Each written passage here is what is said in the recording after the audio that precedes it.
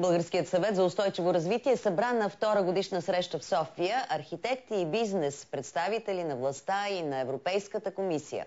Форумът е част от Световната седмица за устойчиво строителство. Световните анализи показват, че в следващите години тенденцията основната част от населението в Европа да живее в големите градове ще се засили. Затова и форумът се фокусира именно върху основните аспекти за развитието на модерните екологични градове с по-ниски разходи на енергия и умни сгради. Програмата за намаляване на въглеродните емисии на Европейския съюз предвижда до 2050 година вредните газове да се редуцират до 95% спрямо от 90-та година. Затова и от 2014 до 2020 година парите от еврофондовете ще са насочени най-вече към реализиране на проекти за подобряване на енергийната ефективност не само в индустрията, но и в жилищните райони.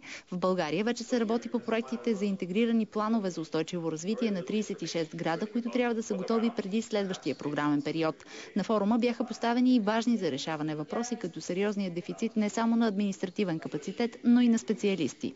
При експертите проблема е тежък, но при администрацията още по-тежък, при общинската особено, която градове като Петрич, като Гоце Делчев трябва да решават дали едно предложение за план носи характеристики на устойчив проект или не. По отношение на оценяването на самите планове, ние предвиждаме да привлечеме външни експерти, които съответно да могат да подсигурят, че плановете наистина са устойчиви. В конференцията участваха както водещи архитекти и компании, така и представители на банковия сектор, отделящи специално внимание на зелената икономика и проекти.